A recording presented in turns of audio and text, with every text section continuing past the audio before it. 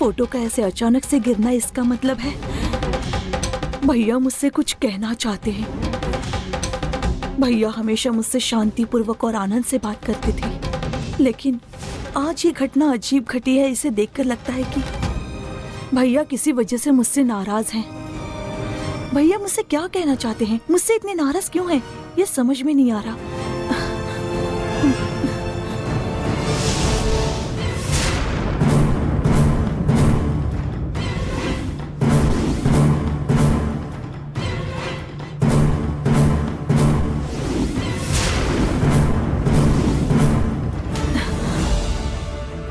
भैया को सिर्फ तांत्रिक विद्या ही नहीं आती थी, शास्त्रों का भी गहरा ज्ञान था। आज का दिन देखकर पंचांग खोलकर देखती हूँ, शायद कुछ बातें समझ में आ जाए।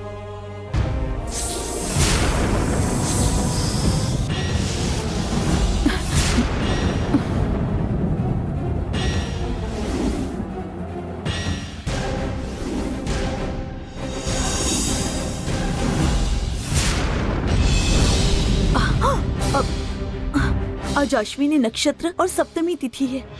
भैया की जयंती का नक्षत्र और तिथि जो आज है वही थी। पितृलोक में पिंडदान करने के लिए आज का दिन बहुत शुभ है।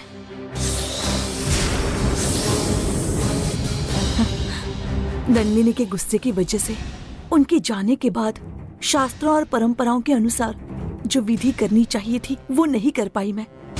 शायद इसी पिंडदान की बात भैया याद दिलाना चाहते हैं। आज ही पंडित को बुलाकर भैया का पिंडदान करवाती हूँ।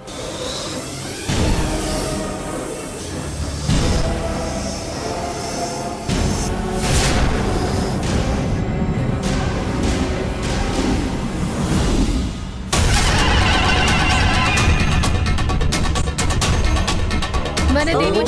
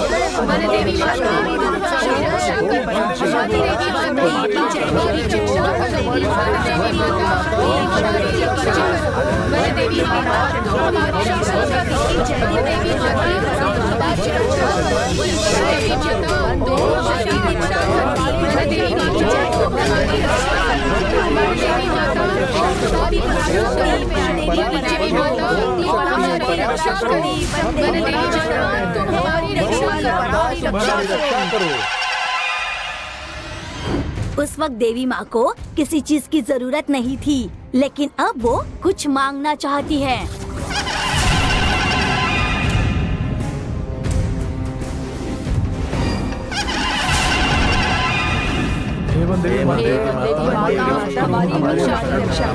वो किसी के शरीर में आकर बताएगी कि उसे क्या चाहिए। उसकी इच्छा पूरी होने के बाद ये खेल थम जाएगा।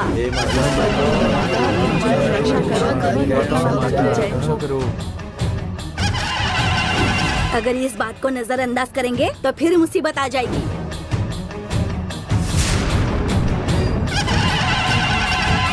अगर आपकी यही इच्छा है तो पहले जाकर देवी को मनाइए। माता, कई सालों से हम गांव वालों ने आपकी पूजा नहीं की है माता, और अब पूरे गांव में मुसीबत आ गई है और हमें ये पता चला है कि आपकी पूजा नहीं होने की वजह से ऐसा हुआ है। हर साल आषाढ़ मास में आपके लिए व्रत करने वाली, पूजा करने वाली गांव की कुछ लड़कियों को आपके सामने खड़ी करेंगे।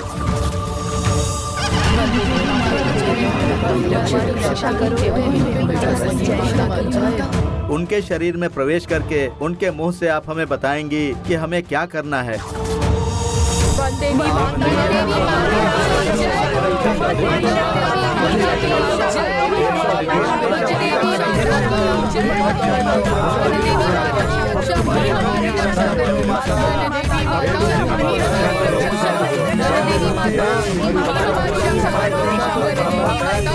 हमारी रक्षा करो। आषाढ़ महीने में जो व्रत रखती हैं, ऐसी लड़कियां आगे आ जाए।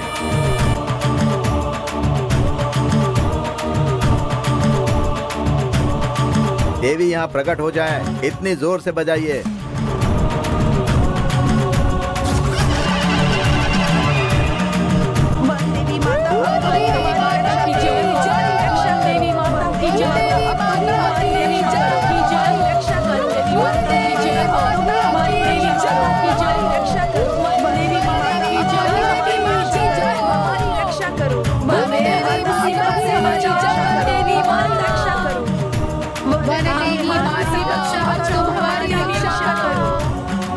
कैसे देवी आएगी? मैंने उसे बंधन में बंद कर रखा है। इस गांव की देवी अब मैं ही हूँ। हमारी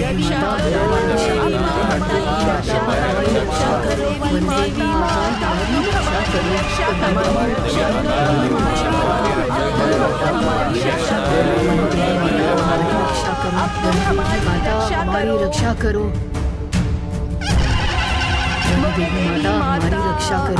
देवी माता हमारी रक्षा करो। देवी माता हमारी रक्षा करो। देवी माता हमारी रक्षा करो। देवी माता हमारी रक्षा करो।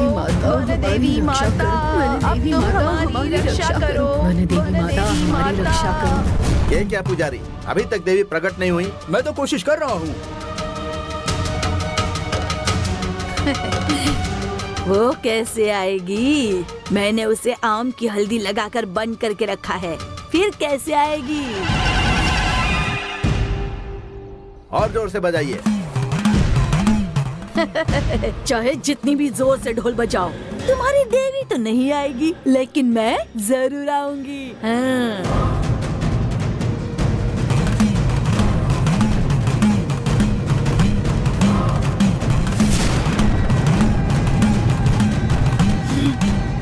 कागभुचंड कागभुचंड कागभुचंड कागभुचंड कागभुचंड।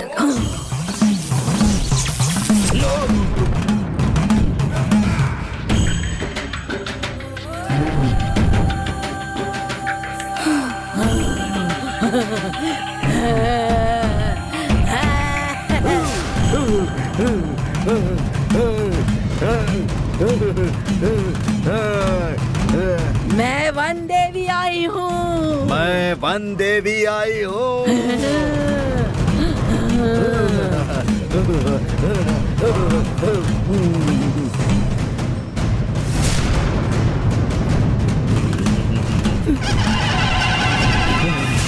व्रत रखने वाली, इतनी लड़कियां तुम्हारे सामने होते हुए तुमने सरपंच जी के शरीर के भीतर प्रवेश क्यों किया?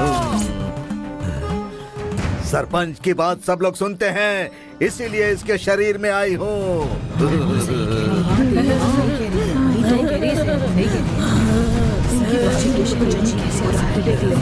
शरीर में कैसे आ सकती है?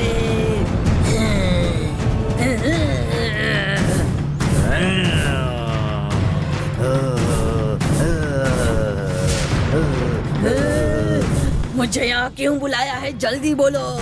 गांव पर मुसीबत आई है क्योंकि हम तुम्हारी अब तक पूजा नहीं कर रहे थे। हमें इसका यही कारण लगता है माता। हमसे तुम्हें जो कुछ भी चाहिए वो अगर तुम बताओगी तो वो हम करेंगे माता। मुझे क्या चाहिए वो भी मैं ही बताऊं क्या? पुजारी को बुलाओ। माँ, मैं ही पुजारी हूँ माता, तुम मुझे बताओ माता। सारे पुजारी मेरी पूजा नहीं करते।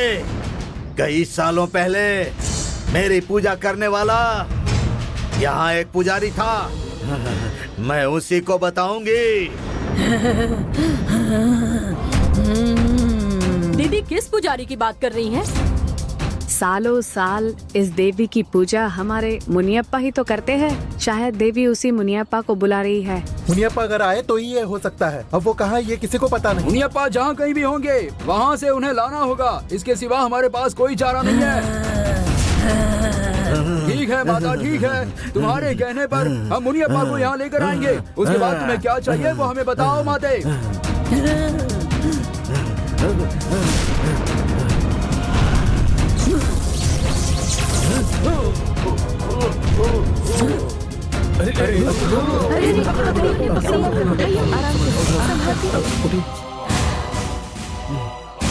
सरपंच जी उठिए।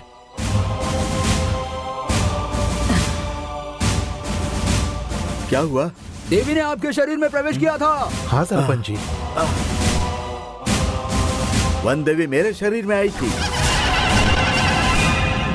हम सिर्फ आपकी बातें सुनते हैं, इसलिए देवी ने आपके शरीर में प्रवेश किया था जो माता की पूजा करते थे। मुनियप्पा पुजारी के आने के बाद देवी को क्या चाहिए ये उन्हें ही बताएगी, ऐसा कहा। माता,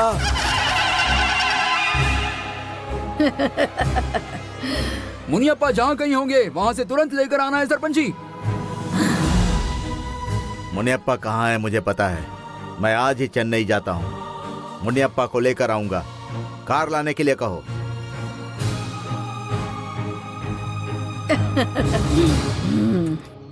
जय वनदेवी माता की रक्षा करो। हाँ, चलो चलो चलो चलो मान गई है, चलो सब लोग पूजा करके चलो। चलो आगे बढ़ो।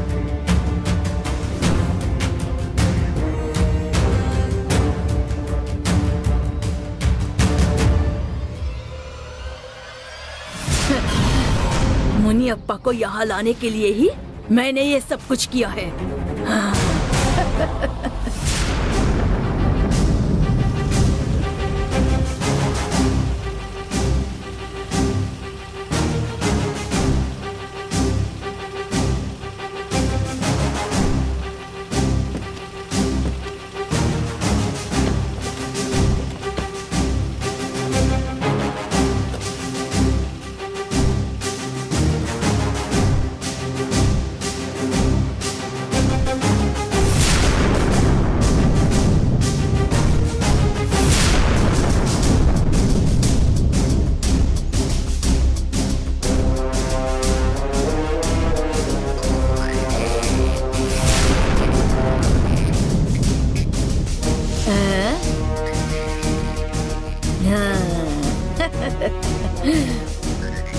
मुनियप्पा को आने दो, फिर उसका इस्तेमाल करके बचे हुए 2 काल चक्र मैं हासिल कर लूंगी।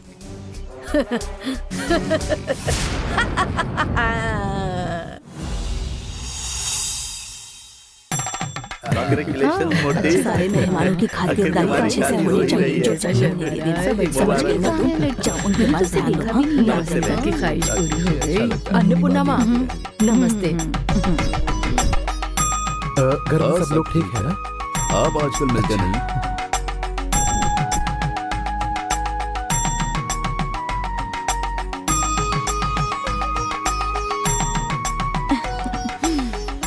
कितना अच्छा लग रहा है ना, बहुत खुश हो गई होगी लीला। चिंता मत करो, लड़की आ रही है। खुश रहो। मंजू, क्या सब लोग आ गए? हाँ, सिर्फ लड़की नहीं आई है। अब क्या करेंगे? सर, लड़की नहीं आई अब तक।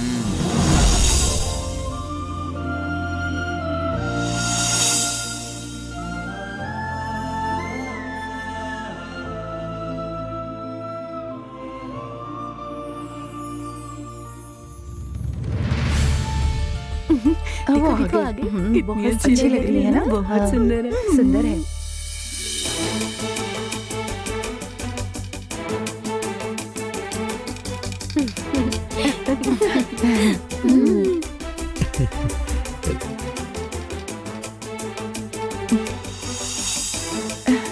सबको नमस्ते करो।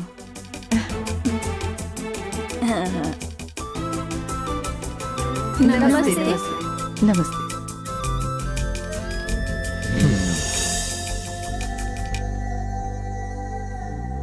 लड़की आ गई, अब तो खुश हो ना। ए, लीला, कितना टाइम हो गया? बिना मेकअप के आ नहीं सकती थी आप क्या? जरा चुप रहिए हाँ। दीदी। बैठो बैठो।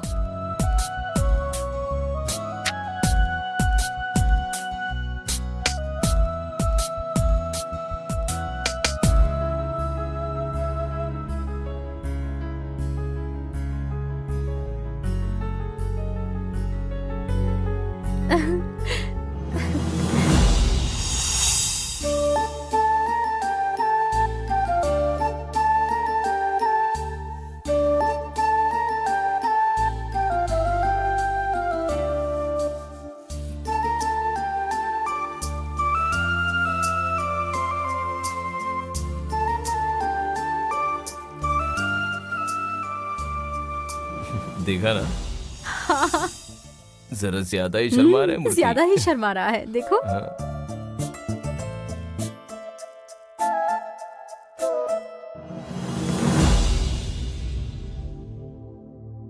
पंडित जी,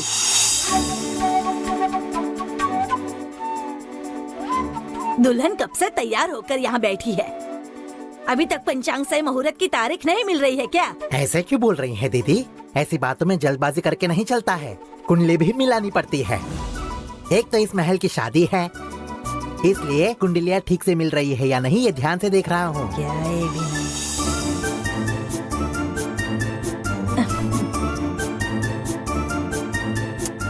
अरे वो सब छोड़िए, पहले तारीख बताइए। हाँ बताता हूँ दीदी।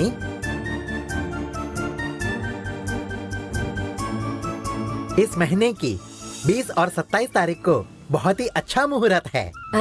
हम तो अगर ये छोड़ दिया तो? उसे मत छोड़िए, इसी में से एक तारीख तय करते हैं। ठीक है। अरुण, तुम लड़की के भाई हो, इन दोनों में से एक तारीख तुम तय करो। तुम सोच क्या रहे हो? ये मेरी माँ तय करेगी। कौन सी तारीख को शादी तय करें?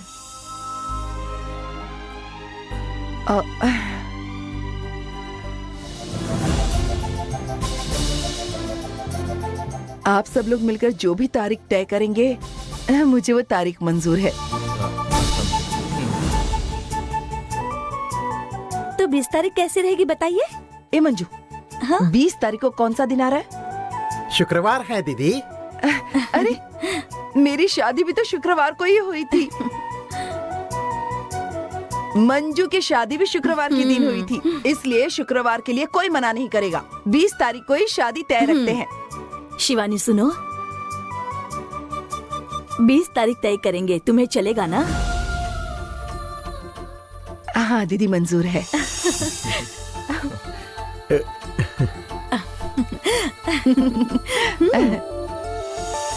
ए लीला, तुम्हें तो कोई प्रॉब्लम नहीं है ना?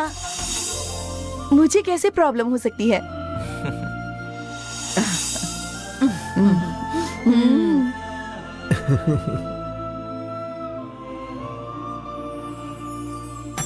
तो फिर तय रहा, इस 20 तारीख को ही शादी होगी।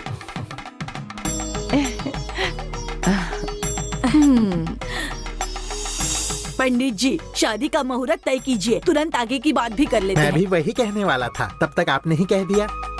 अभी करता हूँ। हाँ कीजिए।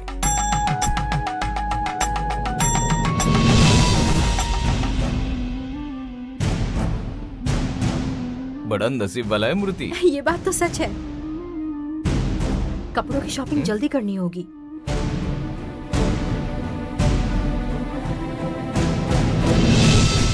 घर के सभी लोगों के लिए कपड़े लेने इसमें कोई होंगे बुरी ना? बात नहीं है, हो हाँ। जाएगा।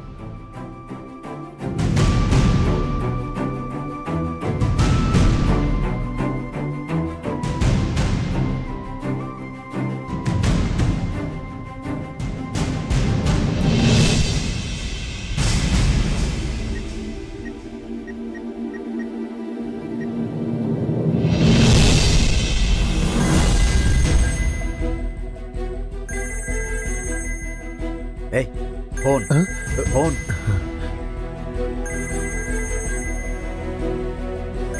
जल्दी फोन उठाओ। हेलो, क्या हुआ? मुझे तुम्हारे साथ कुछ बात करनी है, बाहर चलो।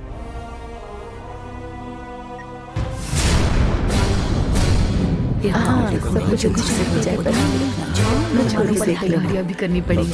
कितना वक्त जाएगा, है ना? कौन सा?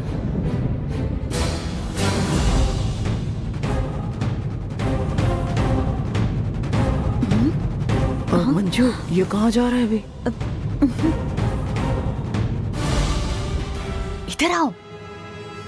ये क्या? ऐसे कार्यक्रम के बीच में से तुमने मुझे यहाँ क्यों बुला लिया? आखिर ऐसी क्या बात है? तुम्हारी और मालती की शादी होने जा रही है ना, इस बात से तुम खुश हो। लेकिन ये शादी किसने तय की है ये पता है ना? अरुण ने खुद कहा है, तभी तो तय की है। अरुण के दिमाग में ये बात नहीं आई थी। गंगा ने ही तुम्हारे और मालती के शादी की बात करने के लिए अरुण को कहा था, और फिर उसके बाद अरुण ने सबको बताया। ओह, मतलब ये सब जो कुछ हो रहा है वो गंगा की वजह से है। अच्छा हुआ सीता जो बता दिया। मैं गंगा को थैंक्स कहता हूँ। गंगा को सिर्फ थैंक्स कहकर कुछ नहीं होगा। हाँ, अगर गंगा को थैंक्स कहना ही है, अगर तुम सच में चाहते हो तो तुम्हें एक काम करना होगा। इस महल में रहकर मैंने बहुत सारी गलतियाँ की हैं। वो सब भुलाकर उसने मुझे माफ किया और मेरे लिए ऐसा फैसला गंगा ने लिया है। उसे थैंक्स बोलने के लिए जो भी कुछ करना पड़े वो मैं दिल से करूंगा। सीता बताओ मुझे क्या करना है।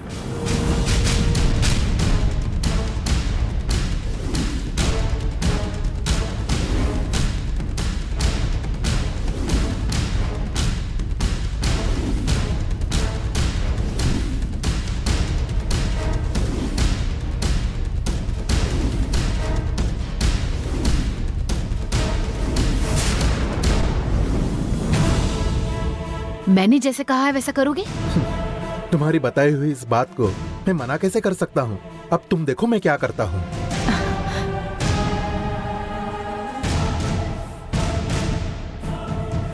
मैं शादी की पत्रिका पढ़ रहा हूँ। पढ़ने के बाद दूल्हे के घर वाले आगे आकर और दुल्हन के घर वाले आगे आकर आगे की विधि शुरू करेंगे। रुकिए पंडित जी। हाँ?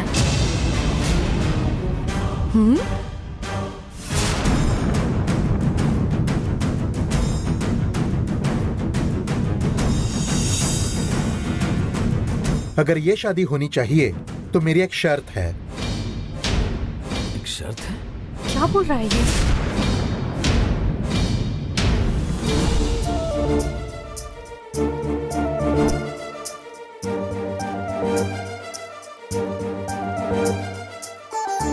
अब इसकी क्या शर्त हो क्या सकती चल है? रहा है? हाँ मंजू, अब इसकी पता क्या नहीं शर्त क्या है? बोलेगा ये ये। क्या बोल रहा है? अगर ये शर्त मंजूर हो तो ही इस शादी की बात आगे बढ़ सकती है।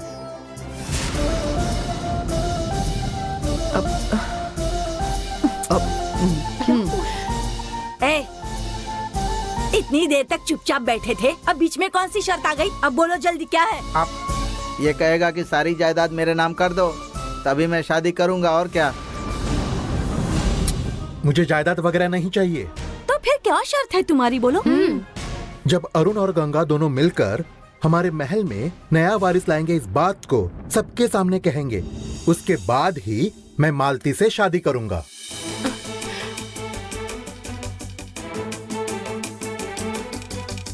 यही मेरी शर्त है।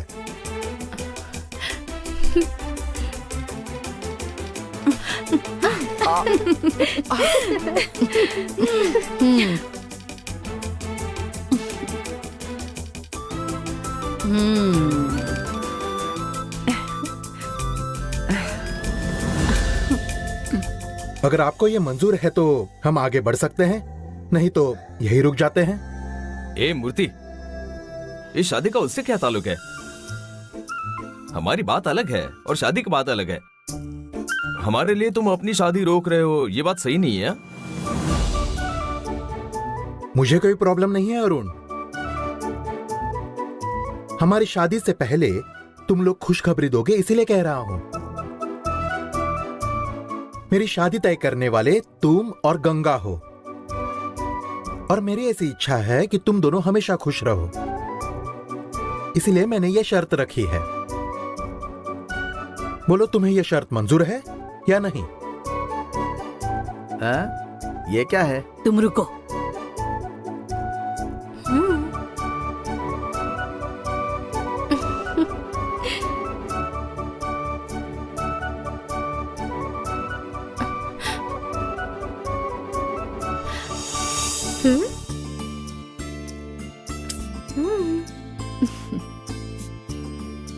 सबके सामने ये पूछोगे तो ये दोनों बेचारे क्या बोलेंगे? इनकी खुशखबरी सुनने के लिए ये सब करने की जरूरत नहीं है। अभी जो खुशी का मौका है उस पर पानी क्यों फेर रहे हो? मैं कोई पानी वानी नहीं फेर रहा हूं। अरुण ने अगर अभी हाँ कहा तो अगले पल में मैं भी हाँ कह दूंगा।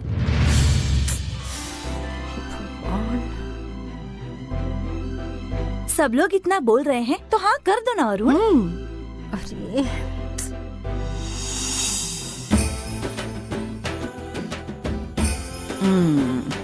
अभी वो दोनों शर्मा रहे हैं, उनकी तरफ से मैं हाँ बोलती हूँ।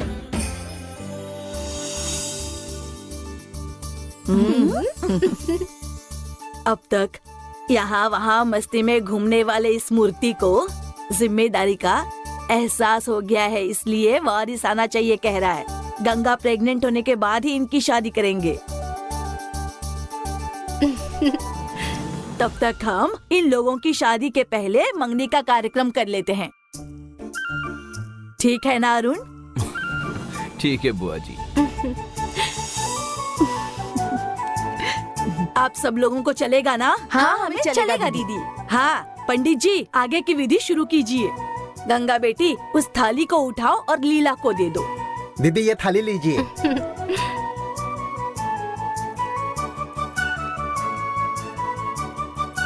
आप दोनों अपनी अपनी थाली बदल लीजिए।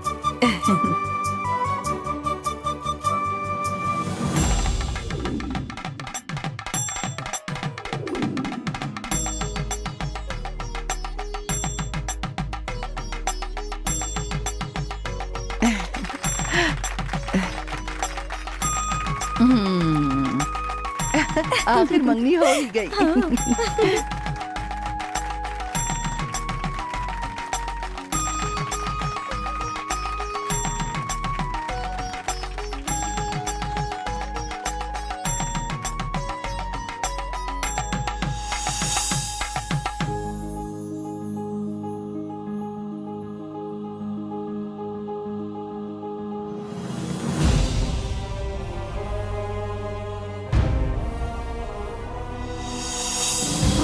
थोड़ा सा बर्दाश्त करो।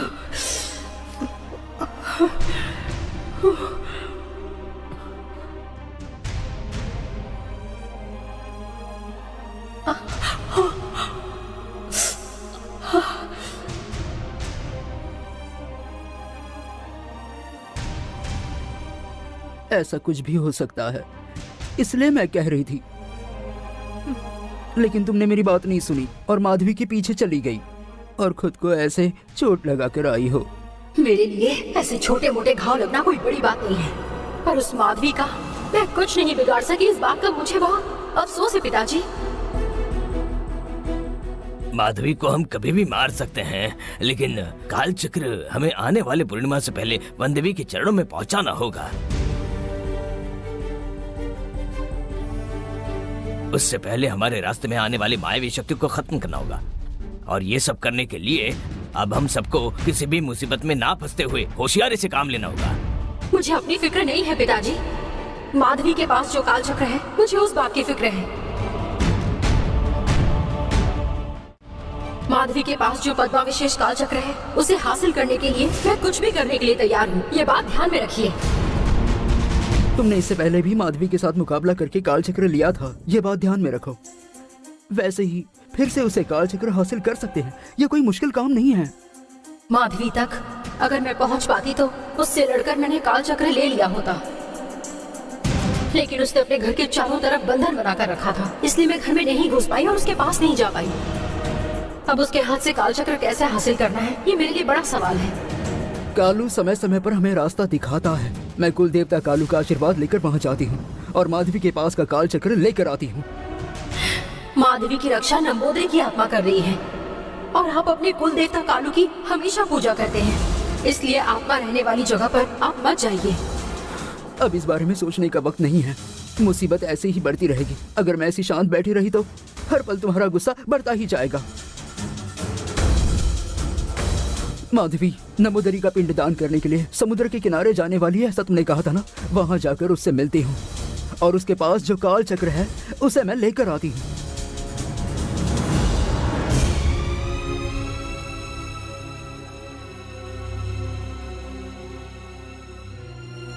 मैं भी शिनागी के साथ जाकर आता हूँ ना।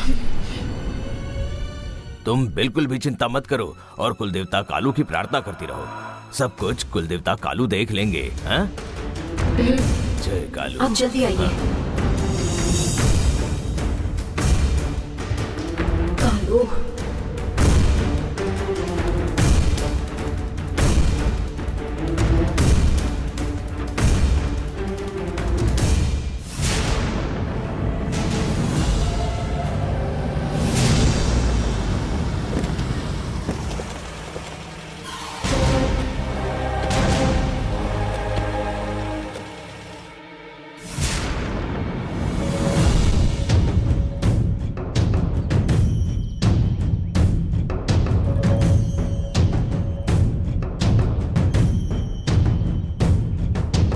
आप लोग यहीं पर रुको। ठीक है। नमस्ते जी। नमस्ते। आप मुझसे मिलने के लिए आए हैं क्या? नहीं, मैं मुनियप्पा भैया से मिलने आया हूँ। मैं इनके घर गया था, वहाँ पता चला कि ये यहाँ पर हैं, इसीलिए मिलने आ गया। दीदी, ये मेरे पहचान के लोग हैं। आप जरूरी काम के लिए जा रही हैं? आप जाइए, मैं इनसे बात करके आपके पीछे आता हूँ। शुक्रिया।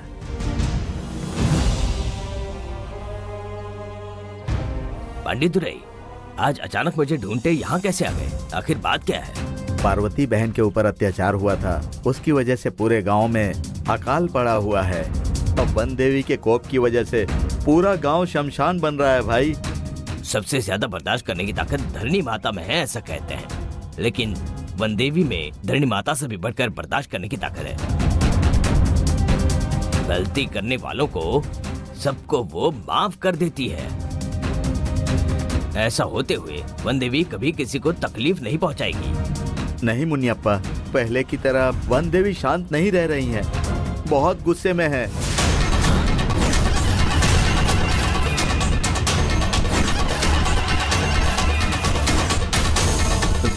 क्या बोल रहे हैं आप? गांव के सारे लोगों के शरीर में पता नहीं कहां से जहर फैल रहा है।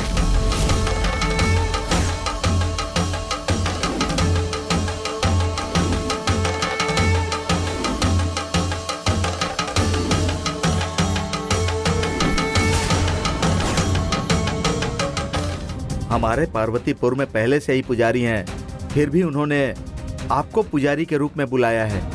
देवी को आखिर चाहिए क्या, ये आपको ही बताने वाली हैं। हमारे गांव की मुसीबत टल जाए और गांव के लोग अच्छे हो जाएं, इसीलिए आपको बुलाने आया हूँ। मेरा जन्म उसी गांव में हुआ है। अगर गांव इतना मुसीबत में तो मैं जरूर आऊंगा। और इतना ही नहीं, मैं सिर्फ वन देवी के लिए जी रहा हूँ। देवी ने मुझे खुद बुलाया है तो मैं नहीं आऊंगा क्या? चलिए चलते हैं। आइए। ए, गाड़ी निकालो। हाँ।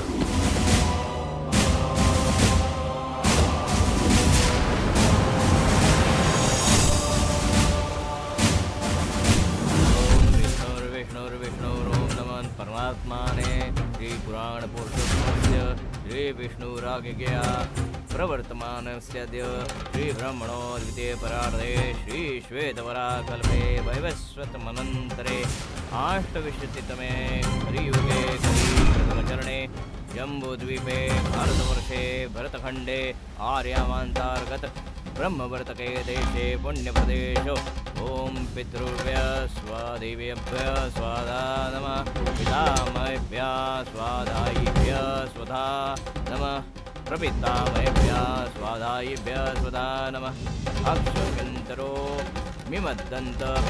दुश्मन हुआ तो क्या, पितरों का पिंडदान करते हुए कोई भी मुसीबत नहीं डालनी चाहिए, यह हमारा धर्म है। माधवी तो सब काम धर्म के खिलाफ जाकर ही करती है, लेकिन मैं धर्म का पालन करती हूँ। तुम्हारा पिंडदान हो रहा है, तब तक मैं इंतजार करूंगी। स्वाध्याये नमो वः पितरों घोराय नमो वः पितरों मन्नवे नमो वः पितरः पितरों नमो गृहान्न पितरों दत्तसतो वः पितरों स्वयमेष्टद्वः पितरों वासत्वन्तः। पितरों की आत्मा को शांति प्राप्त करने के लिए किए गए पिंडदान को पितृलोक खुशी खुशी स्वीकार करते हैं और आपके भविष्य के अच्छे कार्यों की सफलता के लिए आशीर्वाद देते हैं। आपके भैया मंत्र विद्या के जानकार और शास्त्र पंडित थे, इसलिए उनकी आत्मशक्ति सबसे अधिक थी। आप ये पिंडदान कर रही हैं ऐसे समय में, यदि आपके मन में अधूरा कोई कार्य रहा है, उसे पूरा करवाना चाहती है तो उनका नाम लेकर प्रार्थना कीजिए। भैया, मेरे और नंदिनी के बीच में चलने वाले इस संघर्ष में हम दोनों की बार बार होने वाली हार और जीत का फैसला कर दो। नंदिनी की वजह से होने वाली तकलीफ खत्म कर दो। इससे पहले मेरे पास एक काल चक्र था, इसलिए थोड़ी हिम्मत थी। अब मेरा खुद पर से भी विश्वास उठ गया है। अब तो मेरे पास एक भी काल चक्र नहीं है। इसके पास काल चक्र है ऐसा लग रहा था, लेकिन ये कह रही है इसके पास काल चक्र नहीं है। मैं इसे गलत समझ रही थी। काल चक्र किसी दूसरे ने लिया है। काल चक्र मेरे हाथ में नहीं है, इसलिए नंदिनी के सामने जाने से मुझे डर लगता है। अब आप ही वो तीनों काल चक्र लाकर मेरे पास दे दीजिए और मेरी शक्ति को बढ़ाकर उस नंदिनी का हमेशा के लिए अंत कर दीजिए।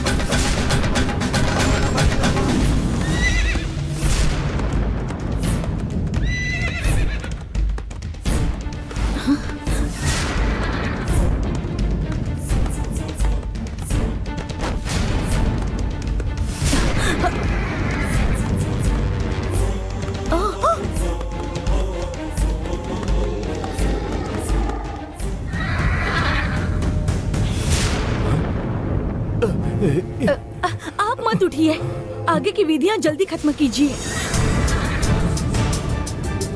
हाँ ठीक है, इस पिंड को हाथ में लीजिए और इसे छोड़ना है।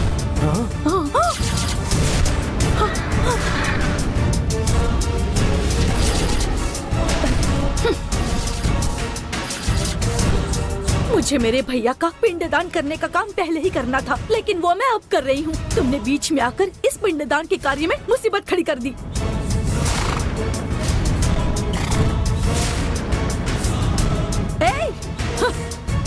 मायापुरी मंत्र विद्या सीखकर जंगलों में रहकर अपनी असली पहचान छुपाने वाले, तुम काल चक्र के लिए यहाँ वहाँ भटक रहे हो ना? काल चक्र निकालने के बाद ही तुम आते हो, लेकिन काल चक्र मेरे पास नहीं है। फिर भी तुम यहाँ क्यों आए हो बताओ? काल चक्र जब मेरे पास था तब तुमने मेरे साथ मुकाबला किया।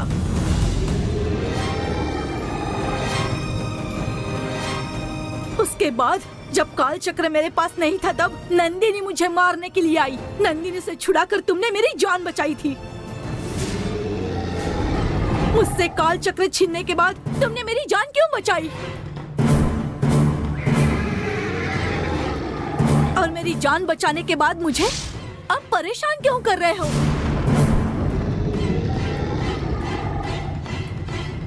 अगर तुम्हें मुझसे कुछ बात करनी है तो मैं अकेली रहूंगी तब बात करूंगी, लेकिन अब मुझे अपने भैया का पिंडदान करने दो। जाओ यहाँ से, जाओ।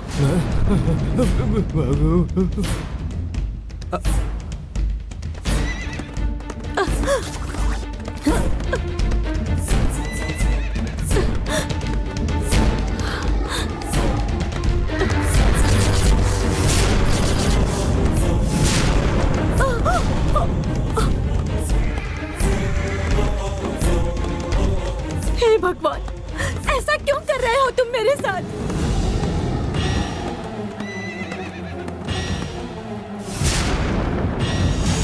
माधवी नंबूदरी का पिंडदान कर रही है, उसमें मायावी शक्ति मुसीबत ला रही है।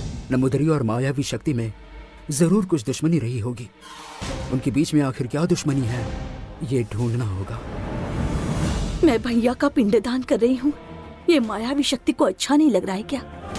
भैया की आत्मा को शांति मिलनी चाहिए, इसलिए मैं ये कार्य कर रही थी। मायावी शक्ति रोक क्यों रही होगी? अब तक तो काल चक्र का मायावी शक्ति से कोई संबंध होगा ऐसा मुझे लगता था, लेकिन ये जो हुआ ये सब देखकर मायावी शक्ति का भैया से कुछ तो संबंध है ऐसा लगता है।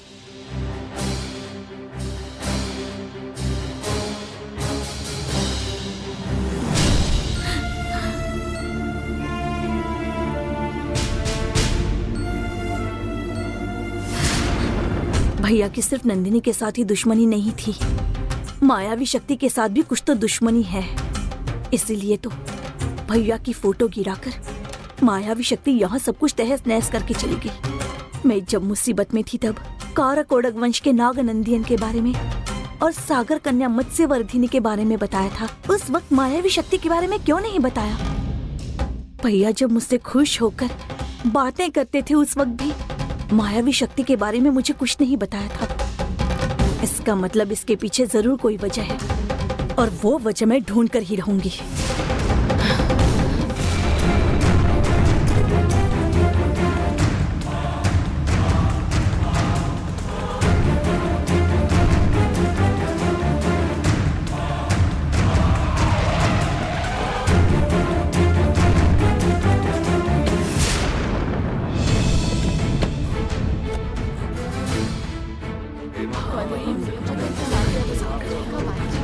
करो माँ।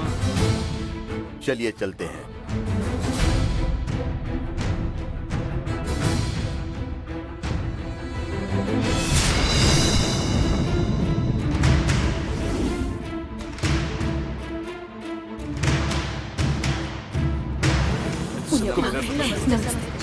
नमस्ते नमस्ते मुनियप्पा। नमस्ते।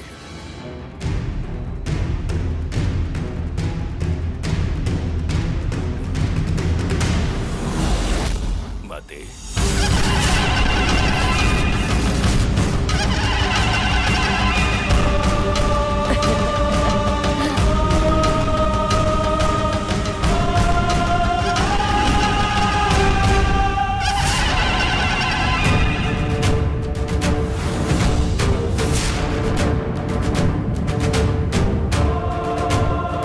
भैया, एक ताले की चाबी हम सबके हाथ में दे सकते हैं। मंदिर के भगवान भी सभी पुजारी की पूजा को स्वीकार करते हैं, लेकिन देवी आपके सिवा किसी की भी पूजा का स्वीकार नहीं कर रही है। मतलब आपने कितनी श्रद्धा से पूजा की है।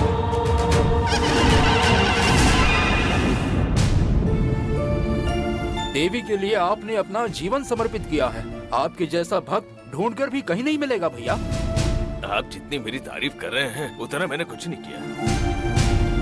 मुझे इस माता ने उसकी सेवा करने का मौका दिया, यह मेरा भाग्य समझता हूँ। मुझे इस माता ने बहुत कुछ दिया है, फिर भी आज तक उसने कभी मुझसे बात नहीं की। अब मुझसे बात करने के लिए मुझे बुलाया है। इस बात की मुझे हैरानी हुई। माता की बात सुनने के लिए मैं यहाँ पर आया हूँ। माता को यहाँ बुलाइए। पुजारी जी, जिनके शरीर में देवी आएगी ऐसे लोगों को आगे बुलाइए। सरपंच जी, आपके ही शरीर में देवी आई थी ना? एक बार आई थी तो क्या हमेशा मेरे ही शरीर में आएगी? देवी को जिनके शरीर में आना होगा उनके शरीर में आएगी। उन लड़कियों को यहाँ लाकर देवी के सामने खड़ा कीजिए। जो व्रत रखती हैं ऐसी लड़कियाँ आगे आ जाइए।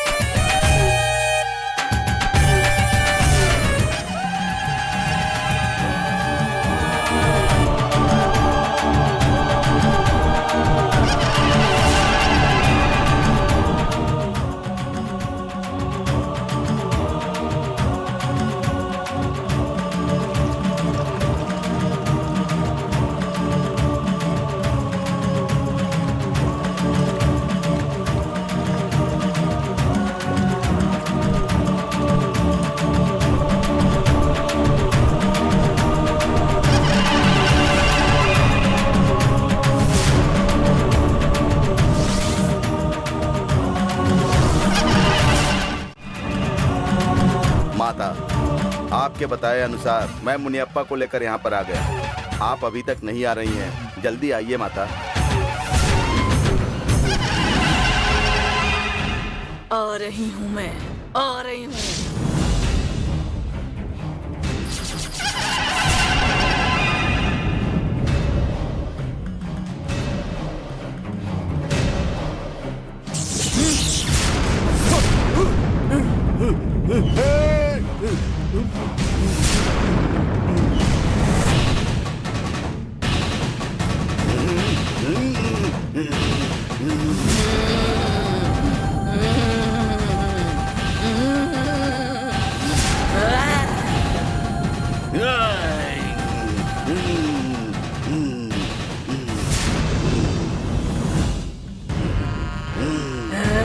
कहाँ है मुनियप्पा?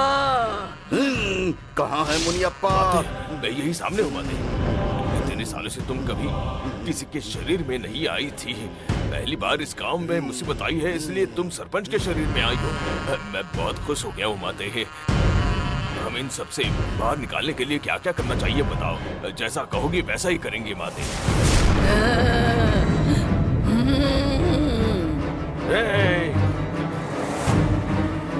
मुझे जो चाहिए वो मैं बताऊंगी उस समय।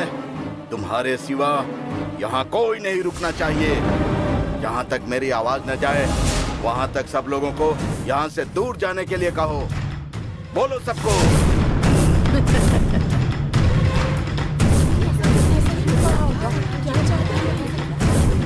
तुम्हें क्या चाहिए जानने के लिए सब लोग खड़े हैं यहाँ, और उन्हें तुम जाने के लिए कह रही हो, ऐसा कैसे माने?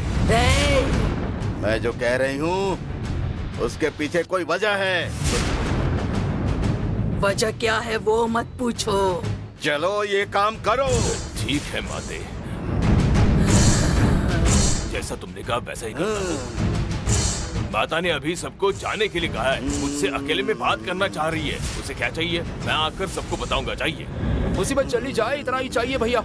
माता को क्या चाहिए वो हमें बताइए, हम गांव में जाकर रुकते हैं। ठीक है, जाइए जाइए, सब लोग जाइए। हमारी रक्षा करना। चलो चलो गांव में जाके रुकते हैं।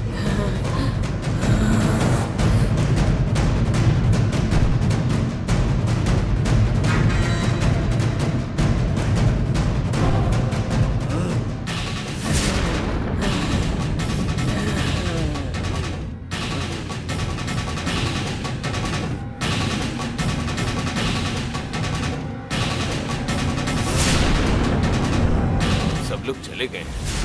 गांव की मुसीबत दूर करने के लिए तुम्हें क्या चाहिए वो बताओ माता। तुम्हें अगर खून की बलि चाहिए तो वो देने के लिए तैयार हो।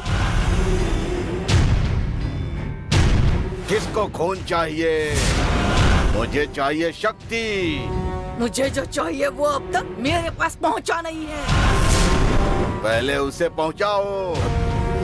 तुम किसकी बात कर रही हो? मैं समझ नहीं रहा। 20 सालों से एक चीज मुझसे दूर हो गई थी, क्या तुम नहीं जानते हो?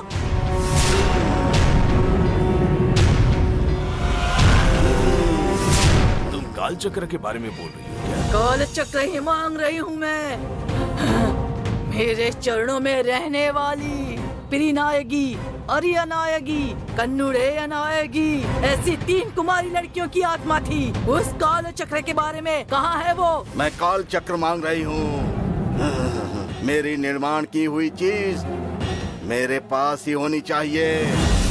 मेरी शक्ति कम हो रही है। जल्दी से काल चक्र यहाँ लेकर आओ। पहले भी यहाँ जो पहुँचाया था उस काल चक्र को तुमने मायावी शक्ति को लेकर जाने दिया। ऐसा होते हुए मायावी शक्ति को खत्म किए बगैर वापस काल चक्र तुम्हारे पास कैसे पहुँचा सकता हूँ? ये मायावी शक्ति है कौन? इतना ही नहीं, तीनों भी काल चक्र मिलने के बाद उसे एक साथ तुम्हारे पास पहुंचाने का फैसला नंदिनी ने किया है, ये जानती हो? तीनों भी काल चक्र हमारे पास आए थे, लेकिन अभी काल चक्र चोरी हो गया।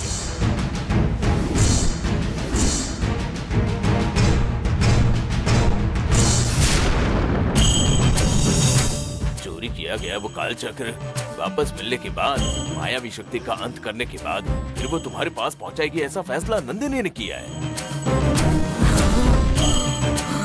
आने वाली पूर्णिमा से पहले किसी भी हालत में नंदिनी उसे यहाँ पहुंचाएगी। तब तक तुम जरा शांत हो जाओ माते। 20 सालों से मैं शांत ही बैठी थी,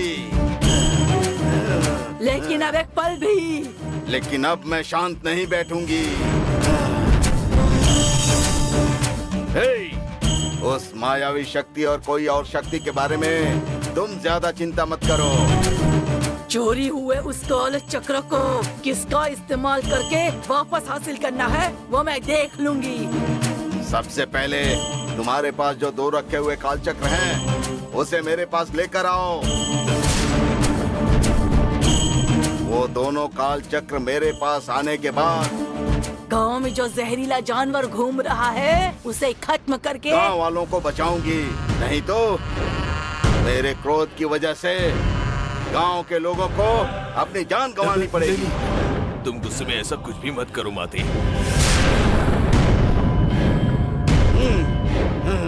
तुम्हें वो दोनों काल चक्र चाहिए ना? मैं नंदिनी से बात करके तुम्हारे पास तुरंत ला कर देता हूँ। तुम इस गांव को कुछ भी मत होने दे। पहले तुम काल चक्र यहाँ पर ले आओ, उसके बाद मुझे जो करना है वो मैं करूंगी। ठीक है, मैं अभी जाकर वो काल चक्र लेकर आता हूँ। ठीक है।